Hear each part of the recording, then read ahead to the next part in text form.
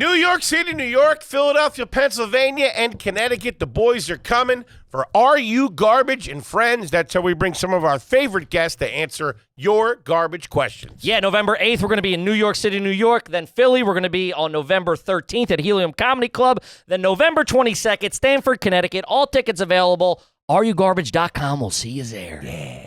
Welcome to another exciting edition of Are You Garbage?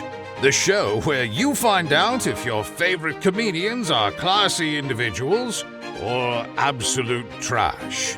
Now, here are your hosts, Kevin Ryan and H. Foley. Hey, everybody out there, and welcome back to everybody's favorite podcast. This is Are You Garbage? Oh, yeah. It's that little show we sit down with your favorite comedians, and we find that if they're good to be classy, or if they're just a big old piece of trash. Trash. I'm your host, H. Foley, coming at you on a beautiful day. We're out back here at Tootie's in the new edition. We sent her away. I got her out of the house. I told her we were bombing for fleas. Okay. If she found out who we had in here, she'd be running around in a negligee. We can't have that. She'd be all over them. My co-host is coming at you right next to me. He is the CEO of Are You Garbage. He is an international businessman and my best pal in the whole wide world. Give it up for KJ, Kevin James Ryan, everybody. Hey, what up, gang? Thanks for tuning in. As always, please make sure you rate, review, subscribe on iTunes. Full video available on YouTube. Then, obviously, the greatest website of all time, www.patreon.com/areyougarbage. Love that money, gang. Yes, sir. And, gang, we could not be more excited to have our incredibly, and I mean incredibly special guest here with us today for the first time. He is a legendary stand-up comedian, actor, writer, and producer. And you might have seen him in, but not limited to, you got Diner, you got Beverly Hills Cop, Aliens, Beverly Hills Cop 2, 60 episodes of My Two Dads, Mr. Right, The Story of Us, One Night at McCool's, Curb Your Enthusiasm, Funny People, Whiplash, Life After Beth, War on Everyone, The Book of Love. You got 23 episodes of Red Oaks. You got The Romanoffs. You got The Kaminsky Method, Fatherhood, The Boys, 19 episodes of Stranger Things, Beverly Hills Cop, Axel F., and what am I forgetting? Oh, yeah, 173 episodes of the worldwide sensation that is Mad About You. As far as personal appearances, I mean, he's done literally everything. Yeah, he has. You got the Merv Griffin Show. You got the Merv Griffin Show. What are we doing here? You got 22 episodes of The Tonight Show with Johnny Carson, 21 episodes of The Tonight Show with Jay Leno. You got 12 episodes of Late Night with David Letterman. His literary work includes How to Get to Carnegie Hall, Familyhood, Babyhood, Couplehood. I mean, we're talking Golden Globe nominations, Emmy nominations, stand-up specials, Out on a Whim, 3.5 Blocks from Home, Life, Death, and Rice Pudding. And the word on the street, he's coming back to The Boys and Stranger Things, and he's got a date in Vegas in November. The guy's a worker, and he's got a brand new movie out right now, The Problem with People, out on all digital platforms and in theaters, and it's absolutely fantastic. Give it up for a true American icon, Mr. Paul Reiser. Yeah. Look at you. Look at you. I'm exhausted. You should be. No, You're doing shows in Vegas? What are you, nuts? No, just listening to you. So, but now, by the way, you didn't mention I did the John Davidson show once. I also left out that episode of Remington Steele that you did. Good move. Yeah. There were literally 5 things you mentioned there. I went, I don't even know what that is. I don't know what that That is. guy's been working for 60 Wow. years. But and then they changed the name in a movie. You go, well, okay, anyway. But thank you. Nice to be here with you guys. Buddy, This is amazing. it's an honor. I will tell you something, and I say this sincerely. This is the most brightly lit Thank you. and the loudest experience I've ever had. Thank you. Yeah. As a New York City comedian, it's a true honor to sit down with you, And it's brother. nice to be with you fellas. Whose name I don't remember. Whatever the hell it is. Kenny and Harry, good to see you guys. Sure. Give us the origin story of Paul Reiser. You're a New York kid. I grew up here, not far from here at all. I grew up in downtown Manhattan, in a little area called Stuyvesant Town. Of course. Do you know it? Yeah. And which was nice because it was like a complex. So there were trees and lawns, Little and parks in the middle and stuff. Yeah. Yeah. You grew up So it was in kinda- Stuytown. That's crazy. I did, and the rent was wildly cheap. It was like I was living 50 years ago, but we had like 5 We had 5 bedrooms, and I think we paid $340. Yeah, because that was government It was issued. it was at the time GIs or something, right? It was built, and the GIs had returning vets from World War II had priority. Uh-huh. So my dad was got out of the war, and he was given priority. So they moved in there, and I grew up there. It was nice, and I grew up in the city. I didn't know about suburbs till much later. I went, like, whoa, wait a second. You guys got lawns? Not everything is vertical? I had no idea. But That's that's why when I years later, when I took my kids and they were little, we came to New York and I took them to see Stuyvesant Town. My kid was 5. And he goes, so this was all He yours? thought it was all yours. I go, yeah. no, just that one window. That one window. But, it always has stayed with me. And someday I want to write a show or something.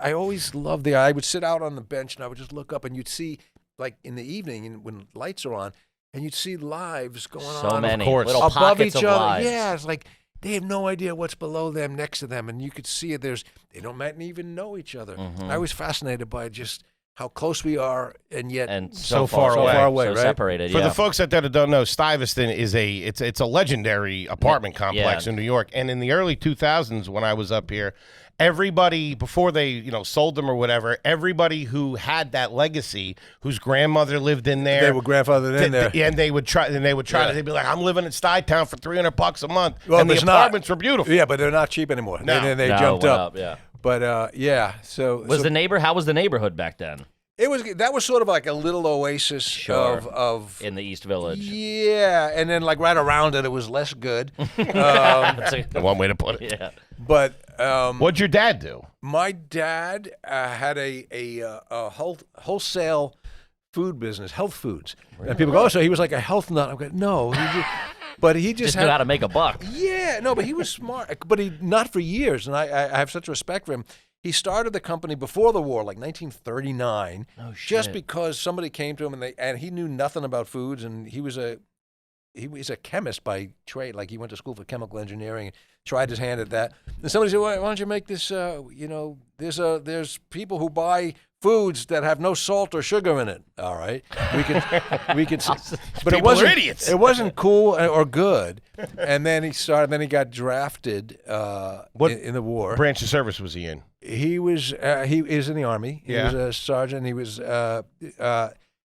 actually all stories here.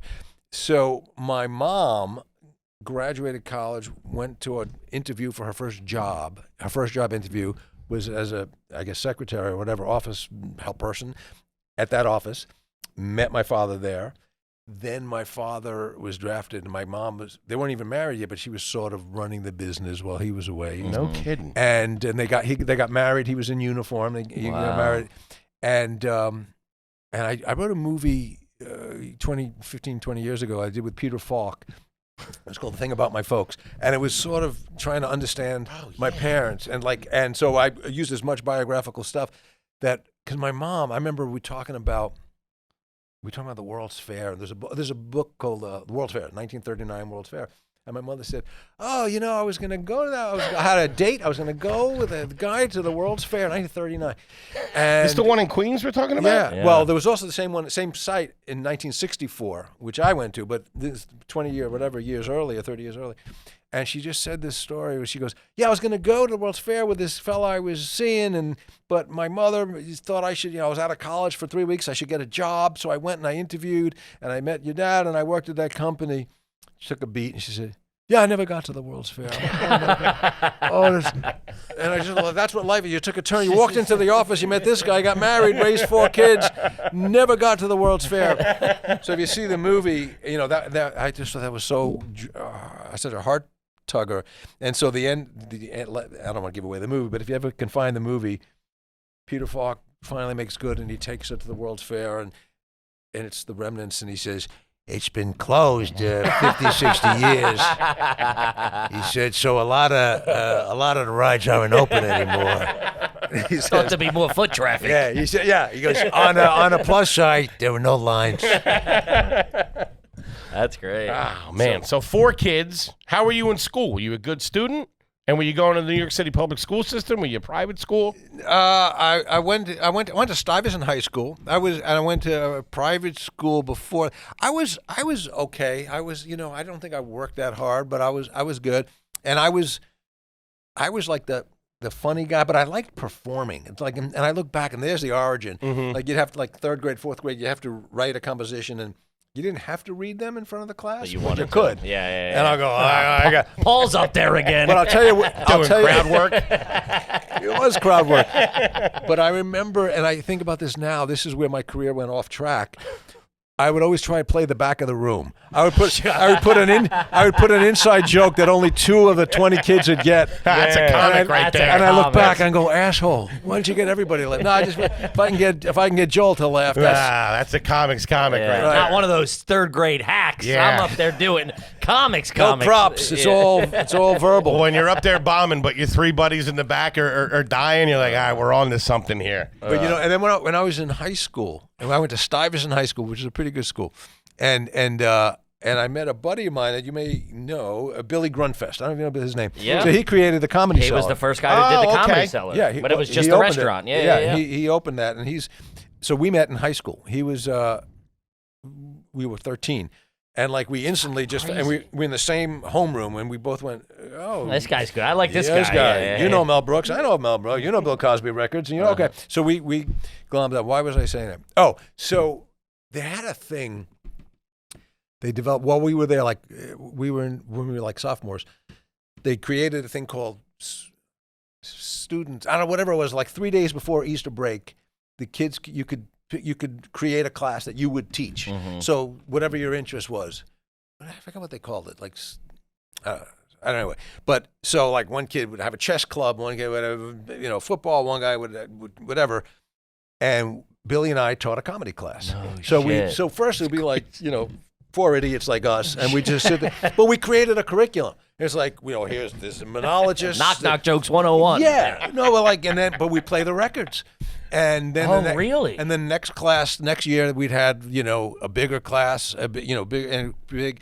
So, but we were students. We were really students, and he was much more academic about it and breaking it down. And we'd play some obscure comics that other people wouldn't know. But then here's some crowd favorites. Here's some George Carlin. Here's some Robert Klein. Here's some Monty Python, and we knew that in class we would try and get laughs, and I would always try and get the Billy laugh. Play in the back of the room, I would just get Billy to laugh.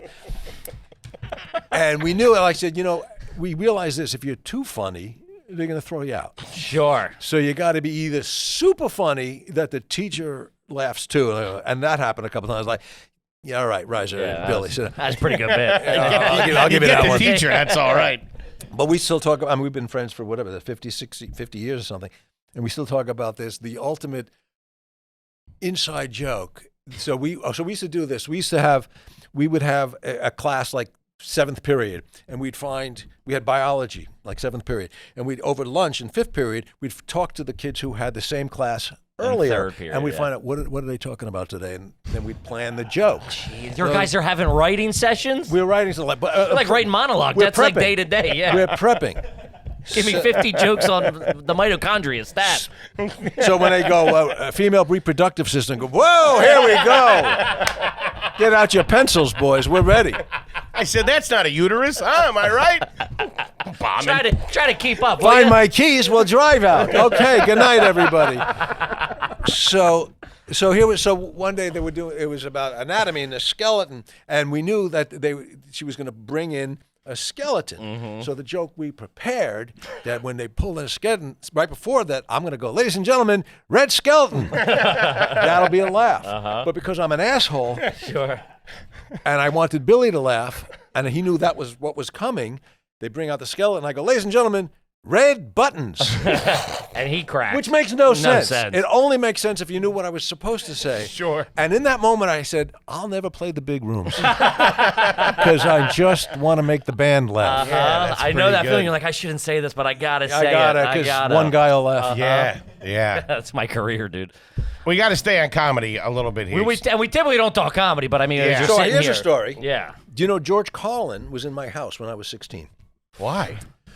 Never figured it out. he was looking for. So here's the story, and I never met him, but during the Mad About You years, he called me for something, and I know what it was. I wanted to tell this story on Letterman, and I said, but I had to clear it with him.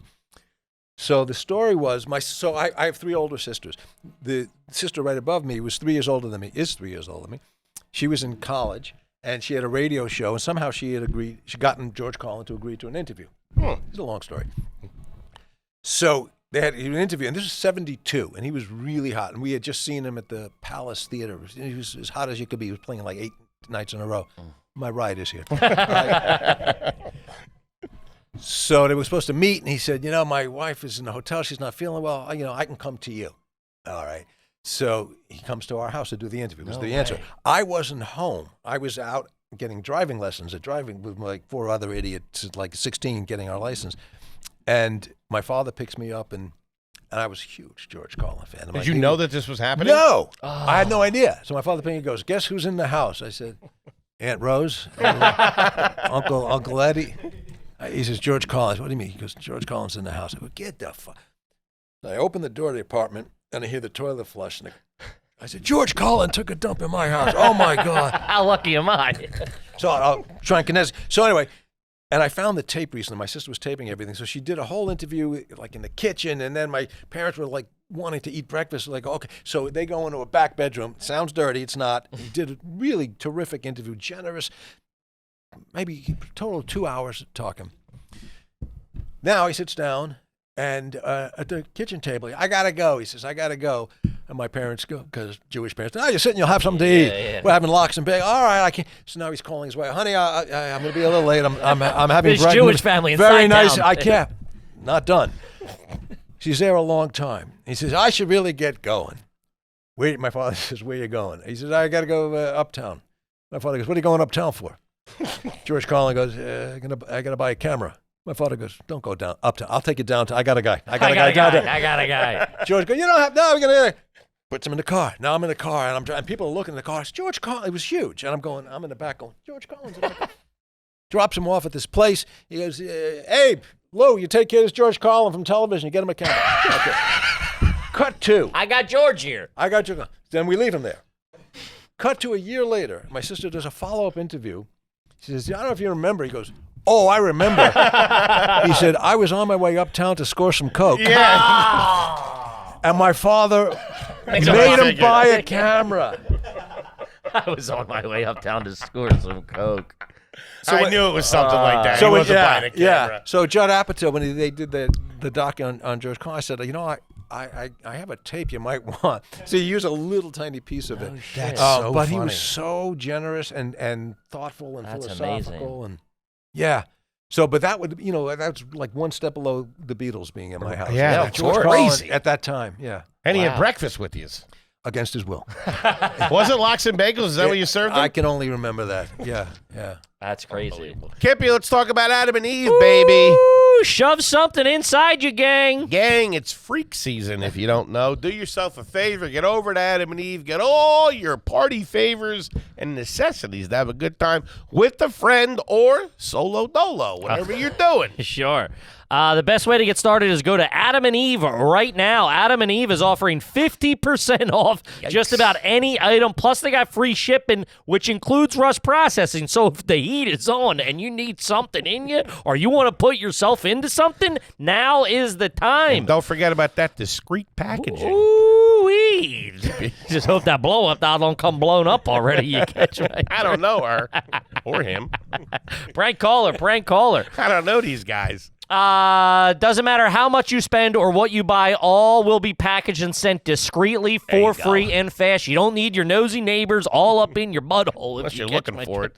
Keep the shades open. I open it up in the lobby, make sure everybody knows what I'm into. Down here blowing her up. Just go to adamandeve.com, select any one item. It could be an adventurous new toy or anything you desire. Just enter the code GARBAGE at checkout. That's garbage, GARBAGE, at adamandeve.com. This is an exclusive offer specific to this podcast, so be sure to use the code GARBAGE and let them know we sent you to get your discount plus 100% free shipping and get it fast with the rush ordering process. Code GARBAGE. Do it. Kim, let's talk about Chubbies. Chubby. Gang, as you know, summer is over. It's finished. It's dead. Okay, Good. It's done. Gotta upgrade that wardrobe a little bit. Some comfy, cozy stuff. You want to be nice and not nice and covered up for the fall here. So get over to Chubbies and get your fat ass straightened out. I got all the fall-ready threads for an outdoor football game, pumpkin patch adventure, There you go. or late-night weekend bonfire tone spooky stories. Couple Apple Cider donuts. They got flannel line shorts, warm pullovers they got quarter zips, the whole 9 yards to keep you looking fly. For a limited time, Chubbies is giving our listeners 20% off your order with our exclusive code. Use the code GARBAGE20 at chubbyshorts.com. Listen, you're a bigger guy. You want to show some thigh? That's what it's all about. There you go. Let the big dog. Let big dog's got to eat. Let the thighs out. A couple of thunder thighs rolling around. Go to Moose Knuckle. It's fantastic. I'm excited. They just sent us some fall stuff. We've used their summer stuff, the trunks, the fucking the shorts. It's fantastic. Easy peasy stuff for bigger dudes. Plus, I got good hats. I got a nice hat. The only thing that Chubby's fits hat. you.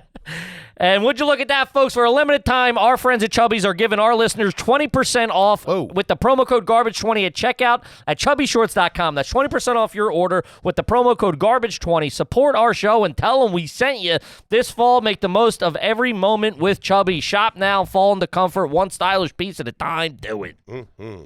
And then, so you, after high school, so you kind of knew that you wanted to get into the entertainment industry. I was drawn to it. I don't think at 15 you're thinking about career at all. And in my head, I was, I assumed I would go into my dad's business, and because it was successful at that point. I was saying before, like it was no reason to get into that health foods in 1939, and I don't think they made money. I mean, he was covering his expenses and stuff, but it wasn't until 18 years later, 20 years later, like, oh, we're actually making money. Sure, yeah. So my high school was, listening to George Carlin and Bill Cosby and Mel Brooks. That was another huge one. Have you thought about doing stand-up at this point? Or you're like, I loved it. How do I find it or anything? I wasn't thinking about doing anything. Really? My extent of it was, we're going to teach, we're going to share with other idiots who like this stuff. And we would go, and Billy and I, we went to see Carlin. Before that, we had seen him at the Village, at the what was it called, the Other End, I think it was like, and Robert Klein, the Bitter End. Yeah. No, the Bitter End was Big Room. There was another one called the Other End. I don't know which one it was, but they were like 140 seat, clubs. And I remember thinking, I want to do that, but I didn't know how or anything. Yeah. Right. Cut to just a couple of years later, 73. I'm in first year of college, and Catch a Rising Star is on the map. And why you know that, because Gabe Kaplan, David Brenner, Jimmy Walker, Freddie Prinze were huge stars, and they all came from that club. They all had the same story. They go to that club or the Improv. So suddenly there was a game plan. There's a blueprint. If you go to these clubs, whatever that means, then you that's the place. There was a you roadmap. You leave with a There was career. a roadmap.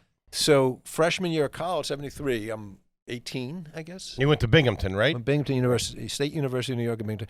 And I went to audition night, and I got number 20. So I'm on at 2 in the morning, 1:30. This is a catch. At Catch. And so there'd be a couple of, the regulars were Richard Lewis, Elaine Boozler, David, Crazy. those were and they were already on their way up. They're doing spots, and They're then doing you spots, go on but at they the were, end. But they were starting to do TV, Top, yeah. Merv Griffin's.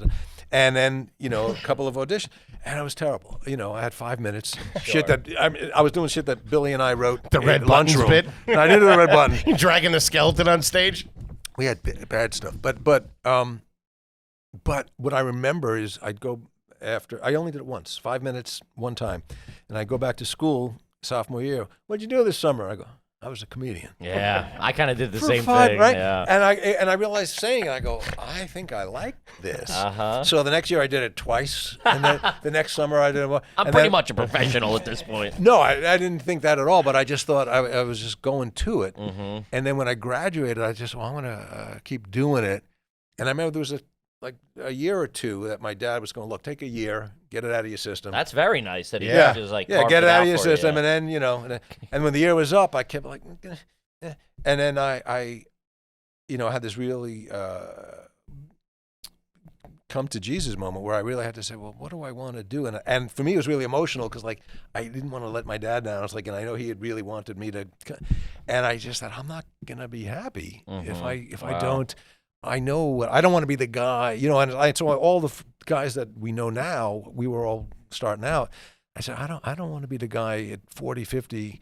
Being with like, I my used to wife. do Oh, shows yeah, see with that him. guy, Yeah. Jerry Seinfeld? Yeah, I know him. I I'm was like, funnier than that's him. going to be. Yeah.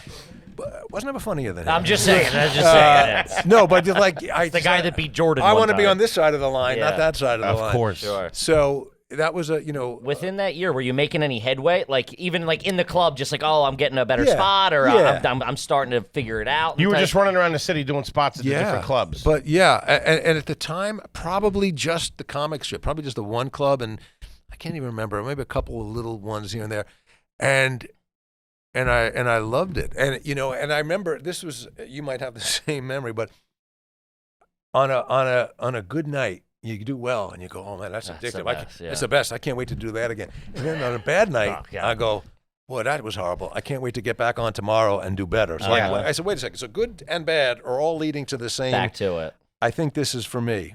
And then once I did it, then I remember explaining to my father, I said, listen, I don't expect to be a success tomorrow.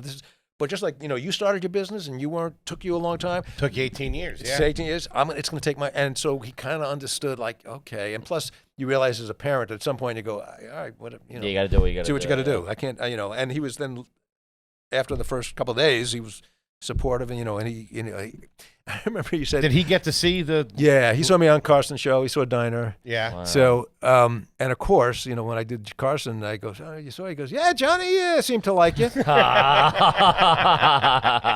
What? but that was the currency, like, because like you say, your kid's a comedian. Like, what, has he done the Tonight Show? That's the only Of currency. course, yeah. And so when he saw, not only did I do it, but Johnny, gave the Gave you the thumbs thumbs up, up. gave him the thumbs up. Like he went, I guess he's off and running. So he was Wow. proud, and it was great. But but anyway, I had to sort of explain it that I really didn't anticipate I'm taking this as seriously as you took your business. I'm going to work at this and blah blah blah.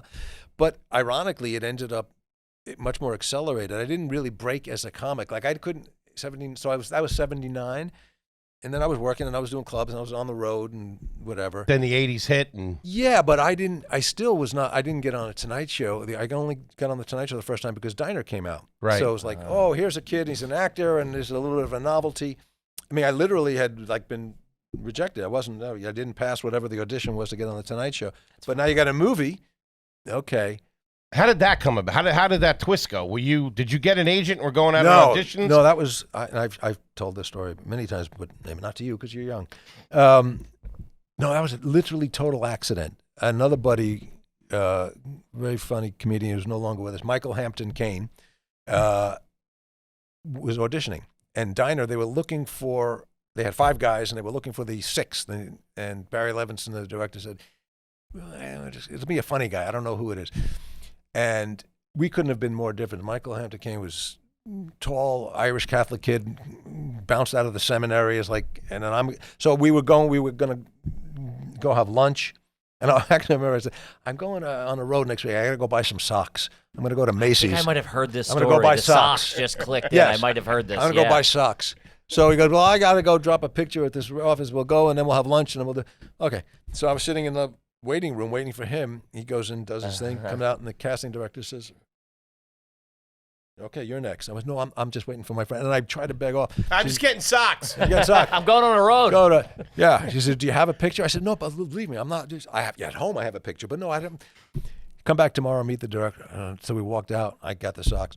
And the next day, Got the socks. I go and I meet Barry Levinson. And That's crazy. Then I go to Florida to the comic strip, and I get a call at the club because there's no phone in the house. And the stupid comedy condo. Yeah.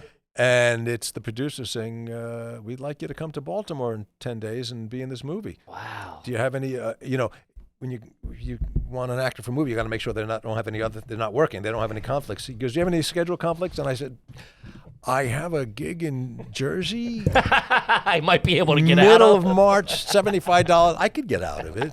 But literally, I thought, is that what you mean? And the next thing I know, I'm in Baltimore. So the joke was like all the other comics were saying, we'd like to go buy socks with Reiser. It seems to be the road to Seems to be the success. golden touch. Exactly. Wow. And were you living at your parents' house? No. during all In this? '79, when I made that break, and with my dad, then I moved into the city. They were in Jersey. I grew up in the city. They had moved when I was really like the end of high school. They moved to New Jersey. Okay. So I was there for whatever during college, and then the year or so afterwards. And then, you know, when I made that break, I said, well, okay, now I moved into the city and got my own little shitty apartment, and that I would hate if my kids lived in that. Yeah, now, of like, course. oh, don't, you can do better than that. But that was, you know, and it was all golden. It was like, you know, I wasn't making much money, but I was the lifestyle. I was You're loving covering. it, Yeah, I mean, You're paying your bill. You're paying your waking New York up City late. rent. I'm Yeah. paying my New York City rent, which was nothing. Looking back, I'm hanging out with funny people at night, meeting girls, having drinks at the bar. I'm going, this is pretty. This is awesome. This is really good. How quick was the switch after Diner? Was it like, oh shit, this is my life now, or no, not quite yet? Well, I mean, I was. That felt like, you know, icing on the cake. It's like, I got a movie. I didn't expect, you know, I was really just wanted to do the Tonight Show, wanted to do all those, you know, be a comedian. I was like, I just want to be these guys. But because Dinah was such a well-received hit, suddenly when I go out to California, and I don't even know why I went. I remember staying on Larry Miller's couch, and I guess to meet agents or whatever. Dude. Yeah, so Yeah, by the way- Larry Miller's couch is just a. Yeah, by the way, not a clean couch. Hey, you think you're better than me, huh? But you know, Larry I Miller's would meet, you know, casting director, or you know, go up for auditions. I think, and like, oh, that's the guy who's in Diner, not on the poster. that's the guy. But you know, oh, we never heard of this guy. So that was an opening calling card. But so it wasn't like overnight I was, you know, doing great. But that opened the door. So because Marty Brest had seen Diner, he gave me, no, what wasn't it? Yeah, he did Beverly Hills Cop. Marty Brest directed Beverly. shit. So I got that little part, because that little part in Beverly Hills Cop, which was 2 scenes, Jim Cameron years later went, yeah, I think that kid would be good. Aliens. And there you go. And then It's nuts. Jim Cameron went, It's that kid would be nuts. good. Well, you know what I found? That's what I Slept thought. on his couch. That's what that's what I thought. And then just Larry recently, Miller's couch is I great. bumped into my agent, who had been my agent back then, and I never knew. She goes, you know, I got you Aliens. I said, I never knew that. She goes, yeah, because I was friends with Jim Cameron, and he was doing Aliens, and I suggested you. And so all I had heard that is he had seen the Diner in Beverly Hills Cop. Didn't realize. She Because she said, facilitate- would yeah, you please yeah, show it? Sure. So, but that has led, you know, that's led to things. So I can look back and connect those and goes, this led to that, but it's never the next day, you know. And Right. as a Yeah. comic, all these acting gigs were icing on the cake. It's like, am I done with this shit? Okay, I gotta go So back. are you still working? Yeah. You're still hitting the road. You're still Yeah. touring. You're still. But so I never ever felt like an out of work actor, Mhm. because I was like, that was That's not the my great thing main about thing. comics, Grinding. yeah. And I would go and I do, you know, Chuckles in Columbus, Ohio, whatever it is. It's a good club. It's crazy. Oh, yeah, it's nuts. That's Huh. wild. One thing we always ask, especially with you know, more successful people, what the first like pretty big check that was like not just like covering expenses where you're like, okay, there's some extra cash here. Did you make any stupid purchase where you're like, I didn't need that No. wave runner or that No. hot tub or that? No, but I remember. Was My Two Dads the game changer of, oh shit? Well, I mean, yeah, because it was a show, but it was like I was never happy being on. I didn't. Okay, I told this story to my manager, who says that's the best show business story I've ever heard. Hit me. Well, it's so stupid. It was April of '80. I guess it was after. Yeah, it must have been after Aliens. So, but I would, and I guess, I mean, that wasn't stupid money. No, I never had stupid money, but I was getting down. My bank account was getting down low. I went, yeah, I'm not going to starve, but I should probably do something. and See what Larry Miller's up there. yeah, get buy Larry Miller's couch. And so I got an audition for this, became My Two Dads. Didn't have a name. And I met the producer, who's a nice guy, and he said, you know, you could do either one of these roles, whatever. I went, I don't know, maybe this guy would be fun. And I did the pilot because I wasn't going to get a check, but it wasn't a lot.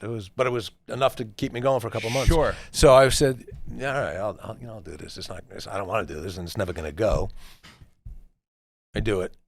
And like 2 months later, I get a call from my manager. He goes, you got to go to New York tomorrow, the upfronts. I said, what is that? He goes, that show, they picked up the show. I said, what show?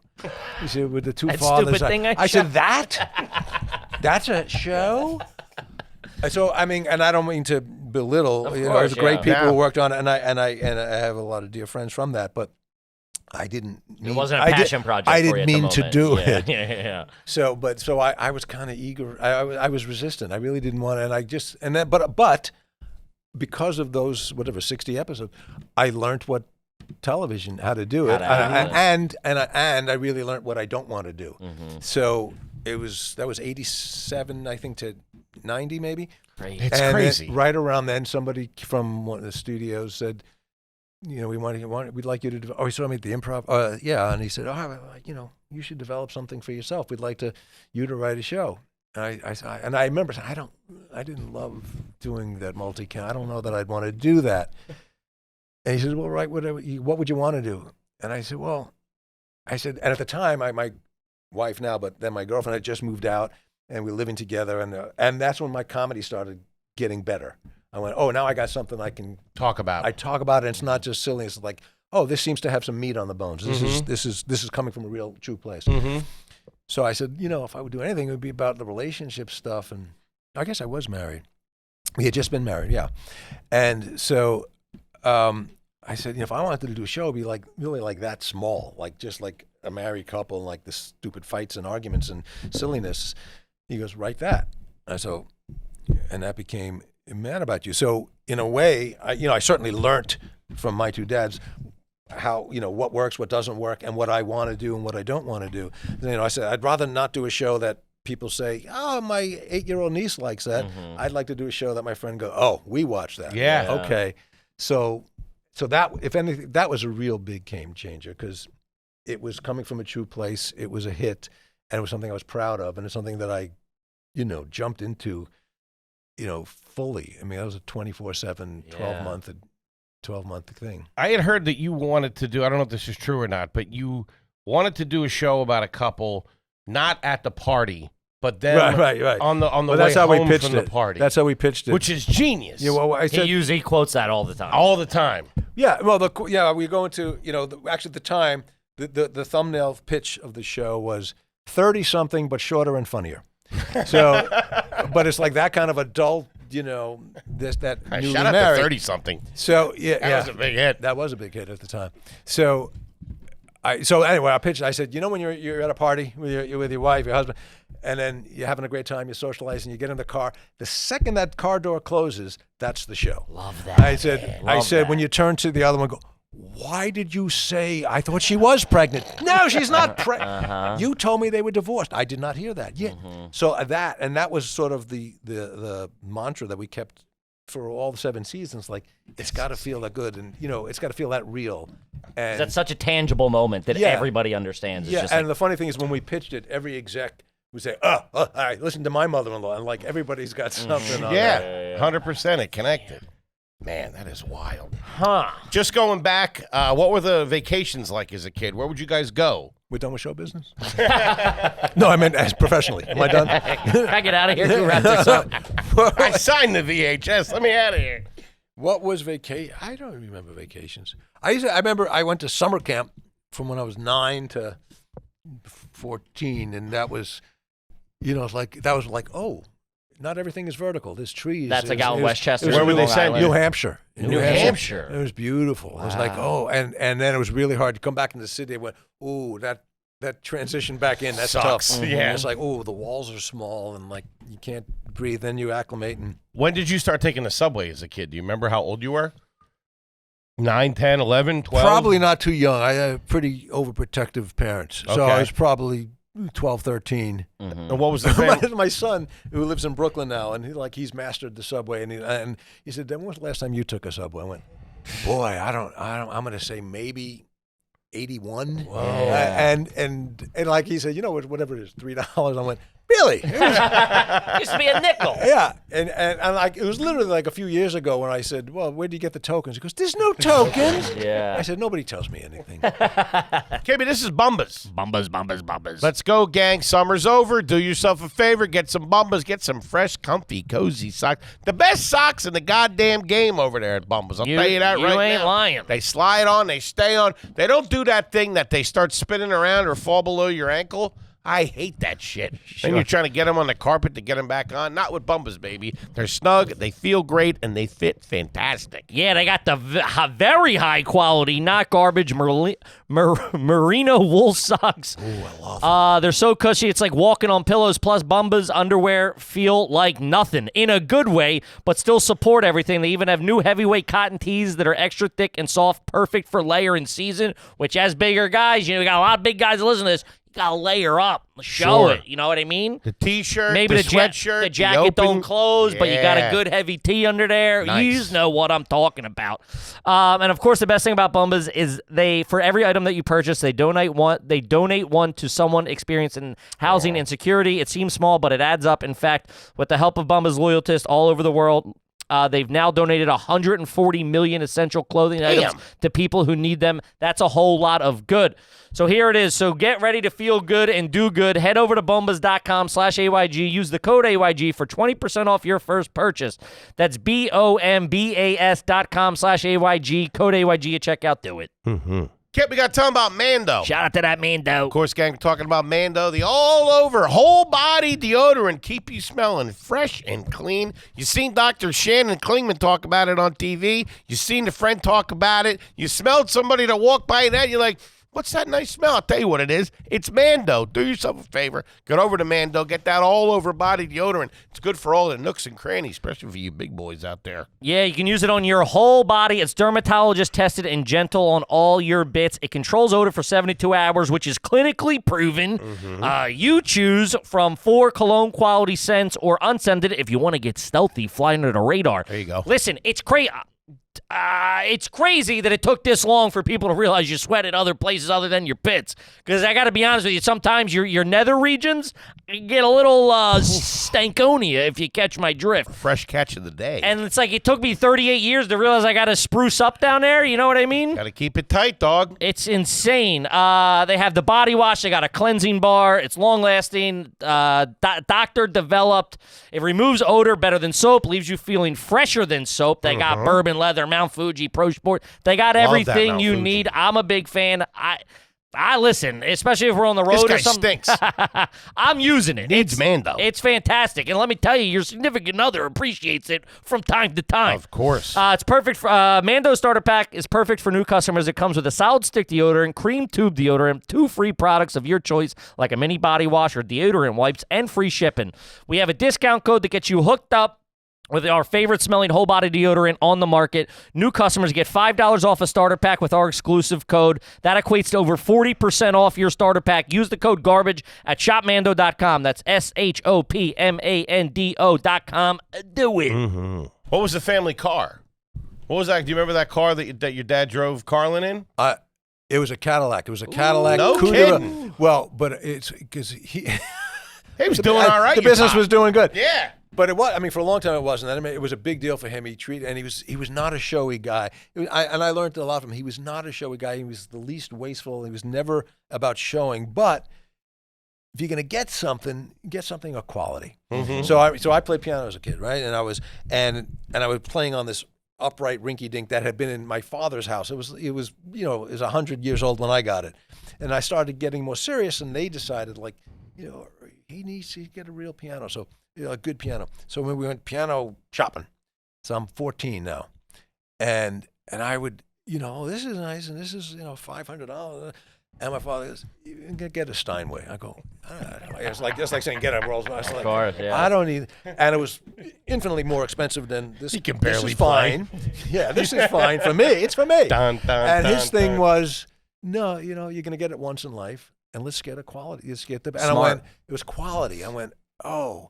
Whereas if I bought a stupid comic book for 25 cents, don't waste your money. It's like, because it's stupid, and it's wasteful. But so it was, if you're going to do something, don't be extravagant, don't be wasteful, and don't be throwing money around. But when it's time to get some. So we always had Fords, remember Galaxy 500. There's a number I hadn't thought of. Look that up. I got to look that up. Is that a real thing? That just came out of my mouth. I could be wrong. It sounds real. But it was Ford, and there's somewhere in the early 70s. Whoa! Yeah, that's a nice. wagon? No, was it a wagon or the? No, not a wagon. I can't. Yeah. I guess. God, that's Yeah, I guess. Man. I can't picture it. But anyway, so I remember we lived right at the East River, Stuyvesant. Sure. Yeah. Right. And under the highway, the FDR Drive, there were just spots you could park. It wasn't even a parking lot. You just park your car. And they got this beautiful Cadillac. It was like, I remember it was navy blue with white interior, like a pimp mobile. It was like really gorgeous. Parked it there. It was stolen in 2 days. And went, whoa, his car was stolen. And they gave him another one, insurance, whatever. Blue, white interiors. 3 Stolen days, again. gone. Jesus. And he said, you know what, give me a shit brown one with a horrible. Had that for 4 years. There you Like, go. nobody's touching that. Somebody elsewhere is saying, if you can get me a blue one with white interior. Yeah, I know where that is. So you learned that from your dad. So throughout everything that you were making, my two dads mad about you. You've always been very smart with finances. You never did anything crazy. No, I'm not smart. I'm actually dumb with finances. Smart enough to let someone else handle it. Yeah, no, but I'm really not particularly fiscally responsible. But I just always know that I've been lucky that I've been able to go out and cover it. Whatever we need to do. It's Cover like, the nut. okay, you know what? I got to go pick up a check somewhere. But that comes from doing stand up. It's That's like a college I'm mentality. going to book a couple of months because I want to take a trip or whatever. Or I want to buy something, so you go and do it. So, but it was never like I want to make $1 gazillion. Like that'd be nice, but that wasn't the goal. Because by the way, I think you have that now. being a comedian, trying to be a comedian is the worst career plan in the world. It works out for 100%. 0.1% of the people. It's crazy. And what working out means different things to different people. It works out for 4 years. That's about it. It's never going to. So there's no reason to think I'm going to. Oh, that was the story I was going to tell you. When my dad was trying to finally understand why I was leaving his promising business where it's like it's up and running, it's really successful, and you could, and then he was sort of pained. He said, "I don't know. If I just had some reason to know that you would succeed at this." And I said sort of facetiously, I go, "What do you mean? I'm like, if I got you a note from David Brenner, would that work for you?" And he went, "Yeah, kind of would." That's they like if your teacher, someone I know co-signed you, I'm in. Co-sign me. Yeah. Do you know Larry Miller? So years later, and my dad was already gone, and I met David Brenner, and I told him that story. He goes, "Please tell your dad you're okay." You're I said, okay. "Yeah." You're okay. But I said, "Okay, that's all he wanted to hear." What do you think he would say now, man? David? No, your dad. I think I think of it all the time. I think he was way ahead of his time in some ways. Like he computerized his business way before computers were Accessible, everywhere. yeah. And they were huge. They were these mainframe things that would take up a room this size. And they were these cards, computer binary cards, and so I always think of him like he would love and be fascinated with like it's all on your phone YouTube now, or and something, app, yeah. and he would just love all that. And I think and I miss. I would have loved for him to go. Mad about you. We made a lot of money, and by the way, you did pretty good. And by the way, I think you'd really like my kids. That's adorable. I love it. What's a vacation look like now if you're going away? You take the family, you do something annually. The Kids are now. My boys are 29 and 24, so they're less eager to hang out with mom and dad. But when they're little, But my wife and I, we just came back. I had a friend whose daughter, my best friend from growing up, his daughter lives in France, married a French guy. The wedding's in France. So first you go, I gotta travel. Everyone's gotta go to a wedding, and then you go, wow, France is nice. Mm-hmm. And then we go, oh, France, and then I would just go, let's go to the wedding. We'll spend 2 days. We'll come home. And my wife goes, Venice is beautiful. You're over there. You're over there. You're over there. And I go, and I would never think of that. So I never think, because I'm so happy doing nothing, and my wife is like, so am I. Like, let's go, and I think it is a much more male thing. But my wife, who's just much more adventuresome and likes a plan, he said, well, let's go to Venice. I go, well, that's a great idea. So we just had the two of us. We spent 5 days in Venice and going to art. There was an art fair there, and it was 1,000 degrees. It was actually cooler on the sun. That's how hot. I love it. I love it. How was the wedding? I don't remember. It was beautiful. It was lovely, and I would go, oh, it's nice to be in France. Do you dance at a wedding? Are you asking me? Yeah. I didn't. I wasn't a big dancer. Yeah. A big dancer because at this point in life, you can hurt something. You move too quickly, twist funny, you're gonna break. You're gonna break. We always ask, so we got to ask you since you just went. You're to asking one, interesting questions. You dance at a wedding. We get to the bottom of it. I've all. never heard that question. Here's And another there's a good one. reason. It's a stupid ass It question. stinks. It was a close friend's kid. That My best friend growing up, what did your best friend growing up? and So- still. So what do you drop in the envelope on something like that? We have to. We ask. Yeah, we everybody. got to ask. And do you handle that, or does your wife I handle think that? my wife handled it because I can't think of it. Sure. Oh no, you know what? I think now everything the registry is online. And like, here's the things we need. So you just got 'em So something. Pick up whatever the thing is and Okay. pick the appropriate number. Okay. Open bar? Was it open bar? Mill 7. Yeah. No, we're generous. A mill to a mill 7 is a great spread. A mill 7. I don't know. Mill 7. How long do we know? We don't know the guy. You're making $1,300,000.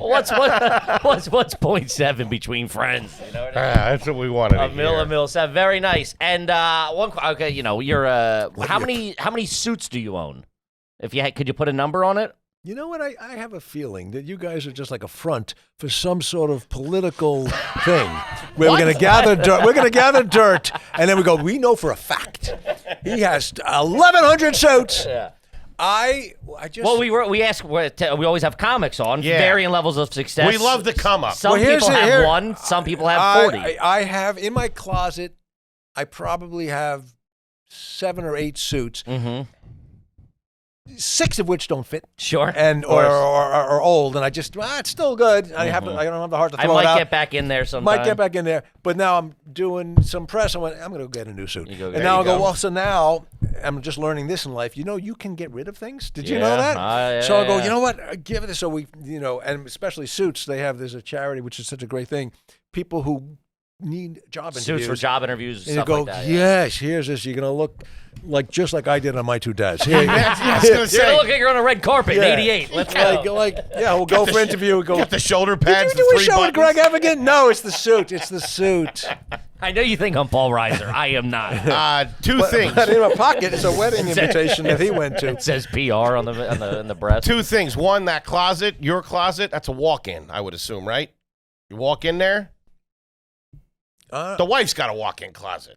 It is very personal. Paul, I've Googled the house. You got a Welcome to the show, sir. We had a very big house Uh-huh. that we recently sold because it was just like the kids are grown, the kids are out. And I can't find shit.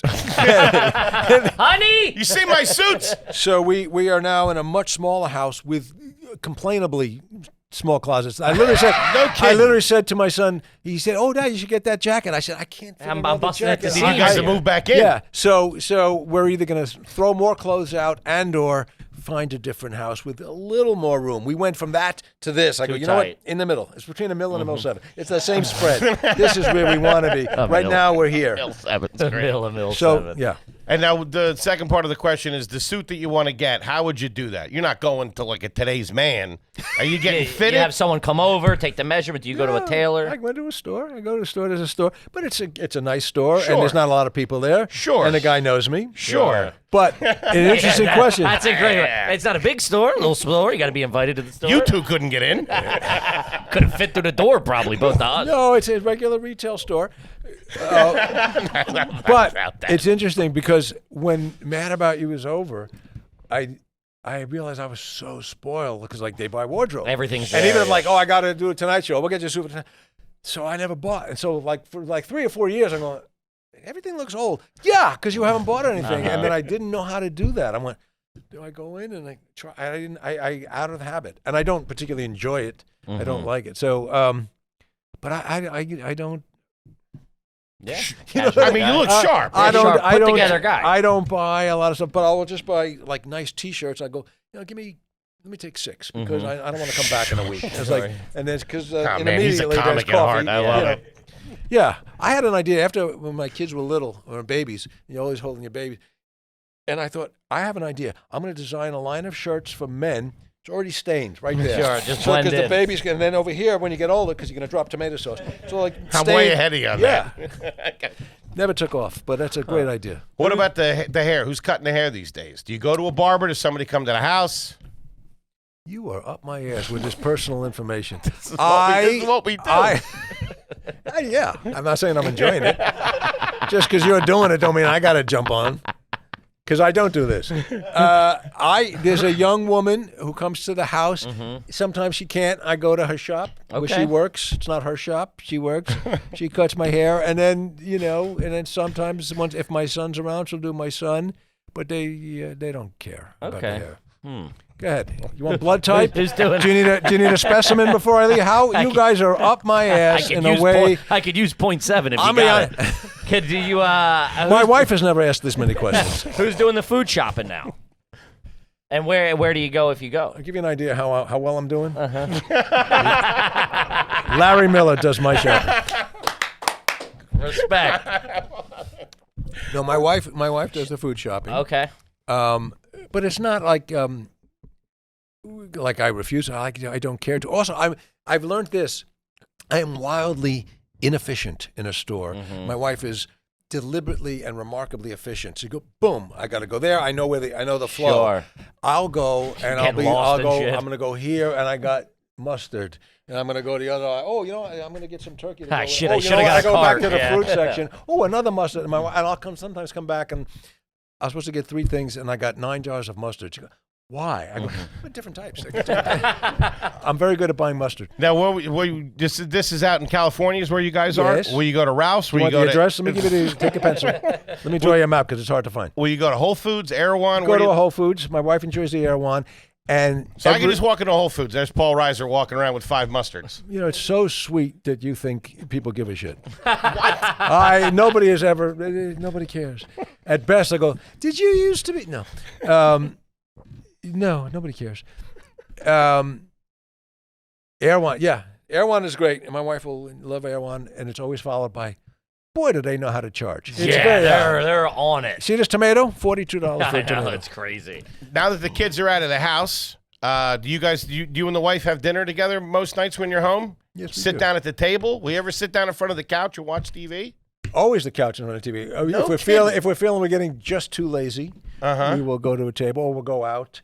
But the new thing now, and I was talking to a friend about this, the bedtime hour is just getting earlier and earlier, and sometimes I'll just go, is 7:30 too soon? Because isn't it great though? Like I'm 48 and I'm already starting to feel that. I don't think it's a great thing. It's but sliding into bed at like 8 o'clock. But I do, and I love getting into bed, and I love. Only recently, I really love reading. For a long time, I wasn't reading. I just didn't have the patience. Really? And now I'm just going. This is a great idea. There's a story, and it's already printed, and this is interesting. Oh, this book takes place. So I love getting into bed, and then in the mornings I will get up, and I will. Well, my wife gets up. My wife's a therapist, and she's working early. Even if she's not working, she's up. She's doing stuff, and I'm enjoying being leisurely. The slow start. Unless I'm working, of course. But and I do the bit about this. I said something has happened as I've gotten older, and it happens. Sleeping becomes a challenge. I like almost every morning. The first words out of my mouth are, "I didn't sleep so good last night." Like, I don't know why. 4 hours. I didn't eat anything crazy. I wasn't thinking about it. Anything crazy? I never used to. It was never a challenge. I would put my head down. I'm asleep. Now it's like it's not going well. Why is that? I don't know. Speaking of eating, what would be a typical Paul Reiser snack after dinner before you went to bed? What do you get into? You doing ice cream? You like an ice cream? You keep it tight, I assume. Couple almonds. 7 almonds. Me and Obama. How many did you do? 7. You got it, boss. No, I'll eat 7. First of all, you know that the whole eating late at night, bad. It's not a good idea. Look at who you're talking to. I made a career out of it. We only eat after dark.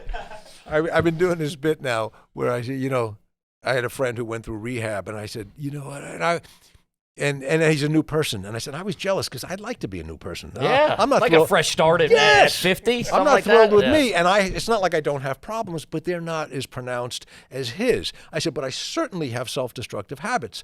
I said, for example, I'm doing the bit. I said, for example, late at night, I would go downstairs to the kitchen. I'll eat too much cheese, and then I don't feel good. Sure.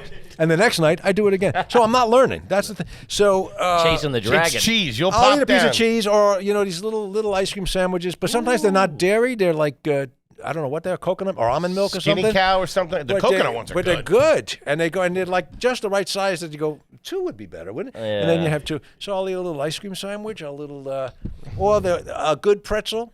Sometimes a bad pretzel not good. You like a good pretzel. I like an Like a hard pretzel. Philly pretzel. Oh, like a soft pretzel? Hard pretzel? Soft pretzel? Hard pretzel. Hard pretzel. Snyder's, Crunchy. you like I Snyder's? enjoy a Snyder's.